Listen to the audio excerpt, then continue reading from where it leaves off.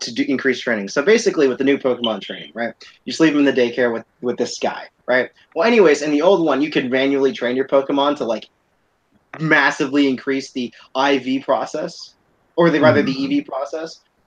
Well, actually, you can do it with the IV process if you did the weird thing, and then you can still do it now if you have like bottle caps, because Pokemon has an obsession with getting random useless garbage and giving it to Japanese people, and they're like, "Here, take this; it'll make your Pokemon OP." But that's not the point. I'm getting distracted. Pokemon's weird. It just Anyways, so essentially they sped up the EV process in what was it, Gen 6, right? And in Gen 7, they took a step back and made it so you had to wait 72 hours. You couldn't just do it in one day. But you could. But here's the thing: you could do multiple Pokemon over the course of 72 hours. But the problem with that is you've sped up the amount you can do, but you've totally annihilated if you're just focusing on one Pokemon. And my alternative would have been, why not have them both? Like, the alternative where you just leave them in the daycare is fine if you like work a lot and can't play Pokemon all the time. But for anyone who had free time, which was me at the time because I didn't have a job and I was still in high school, yeah, I could just grind away. Granted, X and Y are not fantastic games. They are like shorter than Black 2, which shouldn't be a thing at all. And the reason they're so short is because they essentially like make you broken as balls. You get like a second set of starters at like level like what, 20? They're like, here's the second set of starters with the mega stones. You can do whatever you want, which is something you had to work till at the end of the game for the first part of the story in like Soul Silver. You know what? Let's just not get into what X and Y is. X and Y is just a transition into a new game engine essentially, with how hard it is. I beat it in like 18 hours. 18 hours. It was stupid. Also, everything's like comically underleveled when you fight them. But yeah, essentially so. And then they upped the difficulty by like 500% from X and Y if you jump from Gen 6 to Gen 7. Which is actually very hysterical because, like, first of all, random Pokemon encounters. I don't know if you know this, Lucas, but Pokemon can call for help now. So you can get double teamed. Okay, so basically, if you know one-on-one Pokemon battles, right? Yeah. Basically, the enemy Pokemon can call for other Pokemon to help them and gangbang you. But why? Okay. Also, you can't catch Pokemon when they call for help, and it's super dumb. Oh, yes. If there are more than one Pokemon in the field, you cannot throw your Pokeball, first of all. Second of all, they already had introduced a horde system where you can run into like 10 Pokemon at once, right? In the last game, right? So to make mechanics even freaking more annoying, they added this, and it can happen in the first area when your freaking starters are level 5 and 3 Pokemon will kill them. Rip Nuzlocke. It also I swear it happens more frequently in the first area. It does happen a lot in the first area. For example, I'm sitting here and I'm like, I'm just trying to catch this freaking, bird right here. I don't want to fight a freaking armada of birds. Like, I've gone through like 6 of these, and every time I kill one, another one just shows up. Yes, it's like Wingull is calling for help, and you're like, no, please. Oh, and that mechanic is particularly annoying because it makes you wait for those 3 dots. It goes 1, 2, 3. An enemy has shown up. If you get swarmed, can you not run away from the battle? Oh, you could sometimes, because remember the runaway mechanic is random. Okay. You can run away, but here's the problem with that. The reason that exists is because like the more Pokemon that show up, the higher chance it'll be a shiny, and the better their stats will be. But the other problem with that is that it happens a lot throughout the game. You can't turn it off. It is a setting that will always happen because it's like legitimately just a thing. So when you're trying to catch a specific Pokemon, which is what that game really pushes you to do for the Pokedex, like it really pushes you to go for the Pokedex. Yeah, there's like NPCs who are like, catch me one of these, and then show me your Pokedex entry, and I'll give you like $10,000. Yeah, essentially stuff like that. Actually, what people do. Yes, and So it really pushes you to do stuff like that. And then you're sitting there slogging through each and every Pokemon, right? And since it is random, there'll be occasions where they won't show up, but it is very likely that they will show up. Also, sometimes the Pokemon they call aren't even the same type of Pokemon they are, or are more powerful than they were. Like they'll call the next stage of evolution of that Pokemon. Like so if you find a Pichu, they will like sometimes call for help and like a Pikachu will show up and you're like, the crap, man. I don't want to fight this right now. The crap. Because like you don't want to fight second stage evolutions at the beginning of the game. Are you insane? Like, and it can happen at the beginning of the game too. Like the worst part about it is like you know how they have the items where you can like artificially change the rates of whether or not Pokemon show up or not. Yeah. Right? You know, you can either use the item to be like, don't call for help, wasting an item, or you can use the item to be like, yeah, I want to chain 600 Pokemon right here and get a shiny with like max stats. It should literally just be, oh, you use the item if you want to do this. It shouldn't just be, oh, all the time Pokemon just show up and start pounding on you. I'm gonna share a personal experience. It's not actually about calling for help. Well, it has some calling for help in it. Essentially, I was on this mountain looking for a Ditto, and like Metangs just kept appearing and calling for help, and I'm like, you are not Ditto. You are just not Ditto. And then I like run away or kill it or knock it out. My bad. It fainted. And then move on. And for 3 hours, I didn't find a Ditto until I text Kira and was like, Kira, please give me a Ditto. I've just wasted the last 3 hours of my life in pure suffering. Please. And she's like, okay, because Kira was trying to complete the Pokedex. And she's like, I know the struggle. I've given up on completing any of the Pokedexes because I think if you want to complete the Pokedex and Pokemon, you're actually an obsessive psychopath and you need to go to prison. Wasn't that like the whole point of the game, though? In the first game, that's still not possible unless you have a friend. Or you find the NPC that like trades you one Pokemon for that. Because essentially there's Pokemon exclusives. Remember, there's exclusives for each version. Yeah. Which is so bullcrap. Pokemon is evil. Which is like something they like did with Zelda for some reason. Nintendo is 100%. They did that with Fire Emblem. Freaking Fire Emblem. The more money, yo. Freaking. Oh, and to make it worse, there's a third version that you have to spend more money on. So to get the actual enjoyment of the full game, you have to at minimum drop $100. Wait, isn't like Fates like not? Isn't it frowned upon? Fates was only frowned upon after Shadows of Valencia got out because Fire Emblem is one of the worst fandoms ever to exist, and is like, okay, you know how like people were okay with GT until Super came out, and then the people were like, oh, I like GT now. Yeah. Okay, Fire Emblem does that with every game. They're like, oh, I really like this new game, and then the next game comes out, and they're like, that last game was trash. I don't even know why anyone played it. Like, I don't even understand how I had like 300 hours into this game. I didn't even enjoy myself. What was I doing this entire time? Also, if you're wondering how I got that number, Dennis has like 598 hours into Fire Emblem Awakening. Why?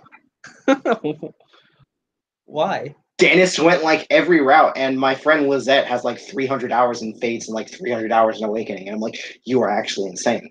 Because like the hardcore Fire Emblem fans are like really diehard, like more diehard than Pokemon. Like, do you know how diehard you have to be when like 60% of your games didn't even come out in this? Come out in the States? And you still talk about the Japanese characters like they're the best thing ever when you haven't played the game. I mean, You realize Roy's game didn't come out in the States. His dad's game came out in the States, and people still like Roy. Not his dad, by the way. Screw his dad, apparently. Roy's our boy. I think that's partly because of Smash, though. Yeah, but screw his dad, apparently, because apparently just screw his dad. That's Hey, Roy's our boy. Like, because you want me to say that? his dad is literally just more adult Roy, design-wise. Are you okay, Lucas? Yeah, I'm fine. Okay. Essentially, Roy's dad is more adult Roy, design-wise, right? And Lynn and Hector are from those games. Because Lynn and Hector are potential parents to Lilina. Lynn can piss off and like be just not bang Hector or Roy. That's actually an ending. Like Lynn can go solo. Because Roy and Hector have mad hoes. But of course, Lynn doesn't have a kid because she's a woman. So, that's just how the game works. I'm pretty sure they just added Lynn in because it's a prequel game. So they were just like, we need a cute girl. Here's a character. She's going to have no relevance to the prior game whatsoever. The interesting thing about Fire Emblem, though, is that Fire Emblem was fine until Awakening came out. As far as the fan base goes. Oh, that's because Awakening split the fan base in half. It took a giant executioner it took Zabuza's sword and went whack to the fans. It's probably how because there's a thing with the Zelda fan base, although it's not prevalent anymore. But a long time ago, when the first Ocarina of Time came out, or whatever, there was a split fan base with Zelda, where some people preferred the 2D Zelda games, and then some people preferred the 3D Zelda games. So that's kind of how it is for Fire Emblem, because Awakening kind of changed. It wasn't as much of a drastic change as Zelda going from 2D to 3D, but it was still it still kind of changed the meta of Fire Emblem. You know what's really funny about Awakening being controversial? Is that game? I was going to say that Marth's game before introduced a lot of the mechanics that people hate in Awakening, but close enough. Essentially, Marth's game, which came right before it, but no one talks about it because Awakening came out 2 years later, and everyone was like, "Who's Marth? Lucina's the new Marth." That is actually the meme. I went into a Pokemon server and said, "Is Marth a Pokemon?" Don't ask me why I do trolly things in Pokemon servers. There's none of this business, okay? And someone's response was, "What are you talking about? He's just worse Lucina." And I was like, "That's not right." Because Lucina just... You know what's funny about that statement? In no game ever is Lucina better than Marth. Not even in Super Smash Bros. Is Lucina better than Marth. Yes. Which is also funny because Marth is technically stronger than Chrom and Lucina. Because, Lucina is the same age as Marth when he does his first journey, and then Chrom's the same age as Marth during his second journey, which is completely intentional. Just completely intentional, but no one talks about that because no one wants to accept the fact that at 16, Marth was the OG, because then that would have to accept that he's stronger than 90% of the other protagonists. But the only strong protagonist that matters is Ike. I fight for my friend. Slams Ragno into the ground. Earthquake start. I can fight an entire army backhanding people without a weapon. Yes. Yeah. Ike's that boy, man. Ike is literally every protagonist was a Marth clone. So it is literally a meme about blue-haired lords, because after Marth came out, they just did blue-haired lords because it was just the safe bet. The reason Roy stands out is because Roy has red freaking hair. But here's the problem. His girlfriend, Lilina, or his half-sister, depending on whatever you do in the prequel game, because that's a thing, because in Fire Emblem is disgustingly filled with incest, is a blue-haired lord. So even in the game where the main lord doesn't have blue hair, there's still a blue-haired lord because they just like Marth clones. But isn't most medieval things have incestuous things in it?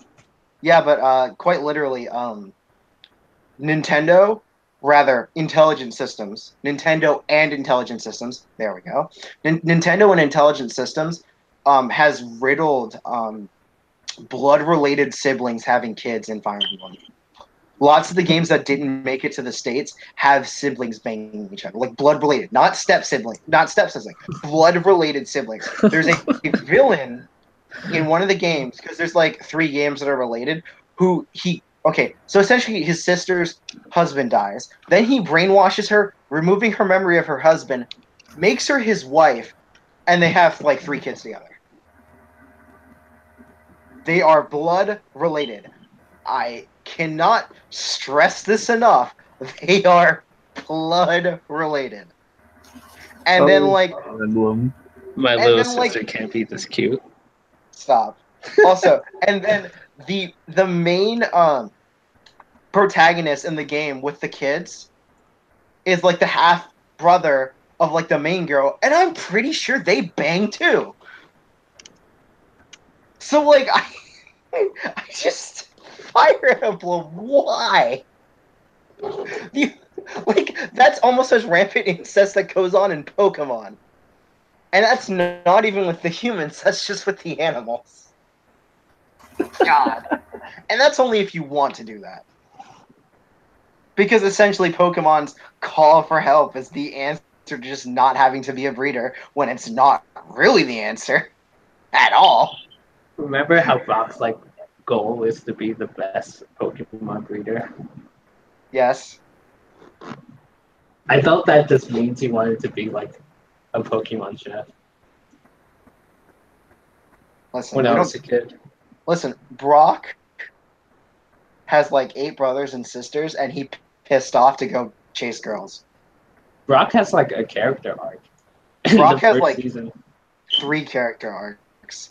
Leaves, comes back, leaves, and then Pokemon always realizes that they need Brock and Misty back. Like, every few seasons. They go, wait, do you know what we really need right now? Misty and Brock. Specifically Brock. Because Misty comes back way less times, because even though both of them are gym leaders, Brock apparently has the sense of responsibility of a drunk worker ant. So, like, he just leaves and comes to hang out with Ash. Oh, Brock. Brock was he was a main character until like Diamond. No. He was a main character until Black and White. Yeah, Yep. but they like replaced him with that artist guy, remember? For that one season? Yeah, that was Oh, are you talking about for the Orange League? Dude, they totally changed Ash's entourage for that season. Also, remember that dude who had the Pikachu Sparky, who was Ash but better? Mm-hmm. And then and then he named his Pokemon. That automatically makes him better. Yeah, and then his Pikachu looked unique. And then like Ash meets his mom. Yeah. And she's like, "Oh, I thought you were my son for a second." And I'm like, "Oh, so you're just gonna keep teasing this and just never let them actually fight?" I don't know if they did fight, but I do recall something about him destroying Ash. I could be wrong. Oh They yeah, fought- finals for Indigo League. Yeah. Okay. That was So that was a battle where Charizard just refused to fight, right?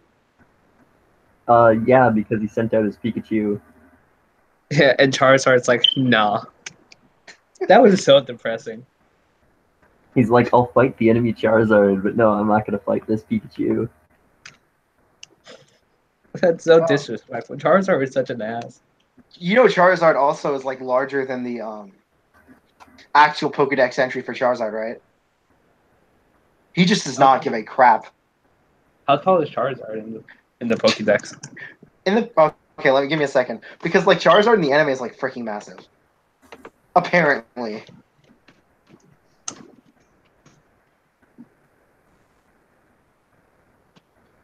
That's probably like 4'10" or something. It's give me a second. He's like 5'7", and then like in the anime, he like sometimes he's drawn to be like 9 feet tall. But that's probably because the anime studio is bad, and so like Who I does the can't anime for Pokemon? have no clue. All I know is if they can't consistently draw one of their staple Pokemon, something is clearly wrong. There was a Especially since we're popular all digital. Yeah, but continue. anime studio that did like the Star Fox Zero anime, which was like a 2 episode special. It was CG though, so disgusting. But yeah, I mean, what was it? Like they bring back the past like heroines every season. Yeah, just to show that the last heroine is better than the current heroine. Yeah, that's legitimately the only reason. So like yeah. Remember when Ash and May fought and they like tied with the Skeptile and Blaziken, which was such mad disrespect to the Blaziken.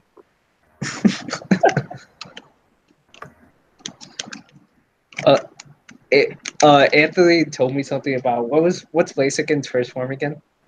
Torchic. No, not his first form, his second form. Combustion? Combustion, yeah.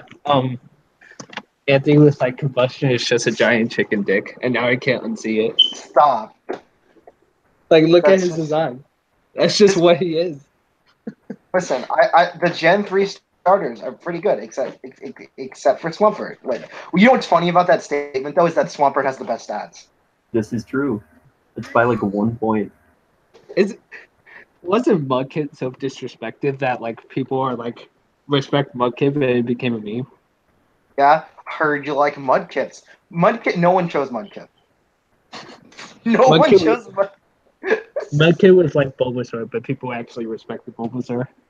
Yeah, because it was from the first game. And it's a dinosaur. People love dinosaurs. This is how we have, like, 6 Jurassic Park movies. You think they've It's a learned the lesson the plant first 3 dinosaur. times? Which is weird. Okay. It's so respected that one of the Wikipedias for Pokemon, because there's like 5, because apparently we need 5, is Bulbapedia. The fact that we have like 5 wikis for Pokemon is just so absolutely absurd. Pokemon's huge. Pokemon's probably Nintendo's second biggest franchise. I mean, we're getting a Detective Pikachu movie. Yeah, with Ryan Reynolds as Not Pikachu. starring Danny DeVito, so I'm not going to see it. Stop. Danny DeVito as Pikachu would actually be a sin, and like the world would light on fire. Like that casting would be announced, and like spontaneously explosions would just happen across the world in major cities. Like it just combust, and there'd be mass deaths, and people would be confused. Nintendo would come under fire and lose all their assets. The Japanese government busts in to Nintendo America headquarters. Reggie stands as the last line of defense. Yes. It's funny how like everybody loves Reggie. Just cause anything he does is a meme. Reggie just have you seen his smile? His smile is a meme. That man could sell you to a person. Let's be real here. He didn't, and that's why the Wii U failed, but... Oh. Rip the Wii U. That's all we can say to that. Let's talk about bad manga. Or bad series. For once, I'm not going to mention SAO. I'm going to talk about Rivalchat, which is basically SAO, but better, but worse. Oh, that manga series you've been reading that we can't show. Do you know what it's about? I not really. No, I kind of stay away from the manga world until it gets an anime because that means it's actually relevant. So basically, Rivalchat is a manga where like there are a bunch of people who are on this social network called Rivalchat or whatever, and then they get sucked into this world, and then Marble, shows up, and he's like, if you die in here, you die in the real world. There's more to it than that, but basically, it's like if you die, all your followers die with you, and this is announced to like the public, so people like start unfollowing the people they're following. But also, if your followers reach 0, then you also die. So basically, the whole premise is that you have to do these like basically Saw type games. Not all of them are like Saw, but some of them are. You have to do these like basically death games or whatever, and also keep people following you. So like Dead Man Wonderland meets Unfriended meets Sword Art Online. Yeah, basically. That sounds like a lot of things, and the only thing that I liked out of that was Dead Man Wonderland. So Same. Here's the thing. It starts out really good. Like the first 10 chapters are actually like pretty good. There's a lot of plot twists and revelations that go on in it. Sometimes a little too much. But then like where I am currently is it like almost forgets about the whole like premise. Yeah. And then it just devolves into like because there's essentially two brothers or whatever. And basically they hate each other for whatever reason. They want to kill each other. So the story becomes about them trying to kill each other rather than like the whole death game situation. And I'm like, man, this has only gotten like worse and worse as I keep reading it. There's also like a stupid amount of fan service, which sometimes enhances the story, but other times it's like, why is this here?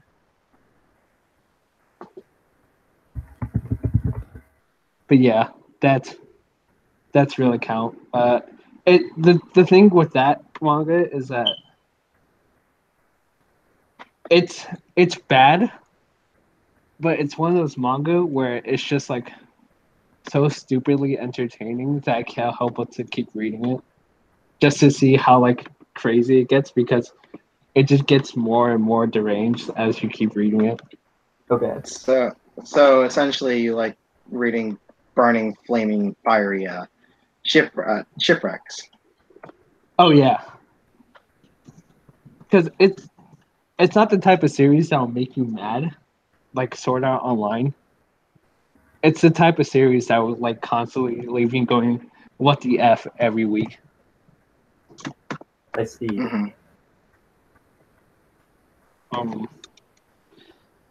There's also another series that Kiyoya introduced me to called Infection. Yeah, that series is just garbage. I don't know what he saw in that series at all. It has nice art or whatever, but yeah, there's just a bunch of fan service for no reason, and then like it's like high school debt, but like not as fun. That description. Also, I forgot to respond to someone, and now I feel guilty. Feels bad. Yeah. I feel really bad because I was like, I'm gonna nap, and then I'll message you back, and then I napped, woke up, and then I got railroaded by the fact that I had to sign up for a new job. I still have my old one, but What job? Racetrack. Oh, nice. That could be fun. Yeah, and and then like I started doing the Annie chat, and then I like totally forgot to respond to them, so I left them on red for like 5 hours. And I was like, ooh, I feel really bad now. Rip. So like Index 3, guys. Yeah, that comes out in a couple months. October, correct? Doesn't like 5 other things come out in October? Oh yeah, tons of other things come out in October. There's JoJo Part 5 comes out in October too. Yeah. The part of JoJo where the powers are so disgustingly broken that like it's actually a meme. And by powers he means exclusively Giorno. Yes, actually, exclusively the main character. I'm interested to see part 5 because Giorno is so disgusting. I don't know how anybody could pose a threat to him. Essentially, he has the ability called like, which lets him like reset everything to 0, including damage, and that's the one that Aaron would spew linkage about. Mm-hmm. So I have no clue how any of that part works, and Polnareff is in it for some reason. Fairy Tale also comes out in October, right? Yeah, the final season. Yikes. Oh, it's gonna get crushed by JoJo, and that's actually gonna be hilarious. Will it? Will it? Dude, You'd be it's surprised at how strong the Fairy Tale fan base actually is. I'm not talking about just in America. Oh, Japan, it would definitely get crushed. Oh, it's gonna get annihilated. Yeah. I'm not talking about the American audience here, guys. I'm talking about the hardcore die-hard JoJo fans that like plague every site everywhere and are like all around the world. And I have no idea when they're gonna strike, but it's soon. They're gonna strike soon, and they're gonna strike fast, and no one's gonna be ready at all. Not a single person here in this call will be ready. Ever. Under any circumstances. No one's ever ready for when the JoJo fandom strikes. Because Aaron will start speaking about it for 600 years, even though it was only like 3 months. And then, like, internet posts will always be JoJo. The Death Battle community will revive talking about how JoJo's the best thing ever. Like, it'll just come back for the single season of the anime. And then immediately die again. Yes. That's how JoJo works. Because since JoJo has the unique ability to do what other series can't, which is separate itself into parts and then only have the anime go up until that part is done, then stop and wait. Mm-hmm. Its fandom strikes like an organized criminal organization with strikes not immediately right after another or strikes over a long period of time, but quick, precise strikes that leave everyone questioning what the heck just happened. Because for a few weeks, well, actually a few months since it's JoJo, since it'll probably be longer, you'll be like, where did you guys come from? I think people were born just to say that they like JoJo and then will die afterwards, immediately after the anime ends, and then come back to life, spawning out of the crevices of the internet everywhere, saying how JoJo is the best anime of all time, and then die again when the season ends. And that's how babies are made, ladies and gentlemen. Yes. New JoJo seasons come out, and then they're born. That's how it works. Yes, you think if the Yu Yu Hakusho OVAs come out in October that JoJo would crush them? In the current climate, it might, because it's still being animated by Period, right? I have no idea, but probably. It might. It might not entirely crush it, but it might like break a few of its legs. The thing with Period is that when Period wants to, Period could be extremely good. But do they really want to? With Yu Yu Hakusho, I don't know, because Yu Yu Hakusho was huge in the 90s. Yeah, but it's been like, what, 20 years? Yeah, so, I don't know. But it also, could be, also keep be in a mind, Dragon Ball situation. Keep in mind that they're not going to be hand-drawing it anymore. And Period is notorious for with their digital animation. It's just groans. Oh. So, Lucas, are you familiar with how labor works at work? What do you mean? Okay, so essentially there's labor costs, and you want your store to be making more money than you spend on your employees. Okay? Basically, we've been up labor costs like the last month, but somehow my managers never find time for me to get a break. Because when you're off the clock, you don't get paid. So essentially they've been paying me more, but also saying to my face, we don't want you to work as much. So I'm sitting here like, so everyone gets a break but me because the time I come in is the mid of first shift and the mid of second shift. So I don't get a break because I get two managers that are overseeing, and neither one of them actually can give me a break in the times that I'm given. Fan flipping tastic. And every miner has to get a break every 4 hours. You know, I just sit there and watch people walk by me, old people, young people, unbearable dicks, super nice people just get breaks all before me, and I'm like, I hate every single one of you so much right now, all equally. Yeah, you just need a better job. It's so yeah, it's just racetrack was the other job that called me back the first time. Hopefully now that I have 7 months of experience, they'll call me back this time and be like, yo, so you know how we said no last time, we was wrong though. So, you know, let it be known that I do like 60% of maintenance's job on Saturdays. And I'm just a 19-year-old kid who works at McDonald's. I have no maintenance experience whatsoever. They just slowly screwed me into doing it, and it all started with one day when our maintenance guy got sick, went home early without the permission of his managers, and didn't clean the fryer vats. Mm.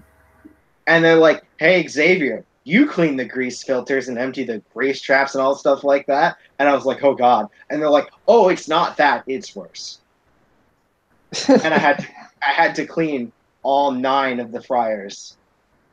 Keep in mind, no one showed me what to do. I had to go off memory of seeing the maintenance guy do it like twice. Yikes.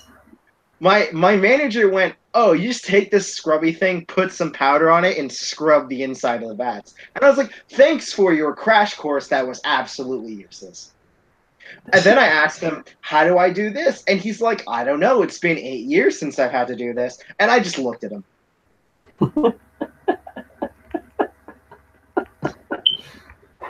We should start like odd jobs. No. It just ends with Kentucky getting stabbed and wasting all his money on alcohol. I mean, That's like how almost every time they take a job ends. at least he could still afford his rent sometimes. Yeah, I can afford the rent at my house. It's $100 a month. That's not a lot. It's fine. It helps my family pay for groceries because groceries are stupid expensive these days. So I went to Subway, Alex, right? And I got a footlong. It was like $8.20, and I'm like, what the kind hell? of? I ordered a roast beef sub. Mm. I was like, there's roast beef, lettuce, and pickles on my sandwich. What kind of golden Midas touch freaking roast beef are you giving me on this sandwich? Yeah, that's a little ridiculous. Like, I remember when they were advertising footlongs for $5. Like, that's not bad, but 8 is. I literally walked out of there after I ate the sandwich. Keep in mind, it gave me a stomachache later, and my manager warned me that Subway has been getting suspicious lately, and I was like, I'd rather eat at Subway than the 7-Eleven or the McDonald's that are in my area, right? Yeah. You know, it's a healthier option than going to Big Lots and buying some donuts, you know? So I was like, let me go into the Subway, and I walk out, and I've spent like almost $10, and I'm like, you know, I'm never coming back here again. And I was like, your sub wasn't even that good. If I want to spend $10 on a sub, I'd go to my local deli and get a sub that actually tastes delicious. Like, it's off Subway. Screw. It's just no. Because like basically like 5 years ago, right? Or not, maybe 4 years ago. 4 years ago, I was like, Subway's great, right? And I'm like, the crap happened in 4 years. Like, what on earth did you do? Is it just this Subway? I haven't had Subway in like 2 years, so I have to assume it's this Subway. But I don't want it just assume and then go to another Subway, get charged like $8 for a sub, and then have it be trashed. Or, you know, the $6 for the half a foot. Because that's how math works. God, they upscaled the freaking how much it costs per half a sub everywhere. Like, oh, you want half a sub? That'll be $7. Oh, you want a full sub? It's just $9. And I'm like, yeah, Scumbag. Oh, I'm Sorry that I don't want to eat your nasty, soggy sub for later. I'll just eat it all right now. God. Like one time, back when I was younger and my mom was still a single mother, me and my sister both got separate half subs, and it was like twice as much as if we just got the same foot long sub. And we're just like, yeah, never again. So we just compromised. Because I have very simple tastes. I like the meat, honey mustard, pickles, and lettuce. That is like usually all I get on my subs. If I'm feeling particularly spicy, I will not add anything else because I never feel spicy. And yeah, that's just what I get for subs. There's at the local deli. Well, it's not a local deli. It's like a corporate thing. It's Publix. It only exists in a couple states. It's like Piggly Wiggly. Anyone who doesn't know what Piggly Wiggly is, don't look it up. Anyways, it's kind of like that. And they have this chicken tender sub that was like pretty much the same price as what I paid for that roast beef sub. And that chicken tender sub is so absolutely incredibly delicious because they chop up so many chicken tenders and stuff it into your stuff. You like jam it in there. You're like, how are they going to close this sandwich? And it is incredible. It's like busting from the seams. It is fantastic. And and they put a ton of lettuce on there too and a ton of pickles. And I'm just like, this is so amazing. I was talking to my manager at McDonald's about how everything on our menu was just trash compared to this sub sandwich. He was like, yeah, man, I totally agree. We were just talking about how good this sub was. And I've been craving it for the last couple of days. And just eating at Subway and paying almost the same amount for just a completely inferior sandwich was hurtful. Oh my God. That was the last time I had my break, by the way. Eating that bad Subway sandwich. I think the fact that it cost like $8.50 was what made it taste worse. Yeah. Oh my God. Yeah. Because I'm the boss at the shifts I work, usually I get a break. But whenever I fill for someone or pick up a shift that I don't normally work, I swear to God, I never get a break when that happens. Doesn't matter how long I work. But I'm just like, well, I'm filling in for someone. Oh, I should do this. Oh, I should do this. Oh, I should do this. Oh, I'm not in charge, so I can't just take a break. Well, I'm not going to bother my boss. Like, yeah, waiting for does important stuff. Like, I know what my boss does. I do it on the days that I work. Yeah, you never want to mess with the guy who's running shift.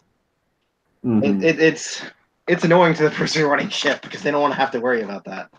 Yes. Also, it's time to end not Rivalchat, unfortunately. We've gone on for like an hour and we've ended on subs and how running shift is annoying. Yep. Okay, I have one last thing to do before we end, though. So basically, sometimes my manager Julio will just leave me in charge, and absolutely no one respects my authority. Feels bad. Also, I checked how much I get paid daily, hourly rather. They didn't give me my raise. Yeah, you should talk to your boss about that. Oh, they were like, "Oh, you did great on your evaluation. Just keep up the good work." I didn't get a raise. Ooh. I was like, yeah. Yeah. Oh, it's time to go. Yeah. I was like, I saw that today because I was just like checking all my work stuff before I, really decide like if I get this call from racetrack, will I just be gone like instantaneously? Like I'll give my 2 weeks on the spot. Mm. Oh, yeah, I'm most definitely giving my 2 weeks on the spot. At this point, I don't blame. I like it's a wrap. It's done. It's just done. I have to get out of here. Like, because I have to wait till another 6 months before I'm eligible for another race, and they're probably not going to give it to me then. Because I don't think I'm doing much better than I am now. I'm just doing more stuff that they need me to do. And one of my other managers when I was telling him how I do the maintenance and prep stuff, he's like, they better be giving you that maintenance and prep pay. And I'm like, they don't. And he's like, I wouldn't do it then. And I was like, I know, right? That was a manager who said that to me, who used to be the store manager at another store. Feels bad. And I was like, yeah, Yeah, he is 100% right. Mm-hmm. So, also, our former GM came in today, and I'm gonna end the call now. Bye, guys. Lucas is muted. With me today, I've had Alex and myself. Yep. We'll see you guys next week. Hopefully, we can do it then.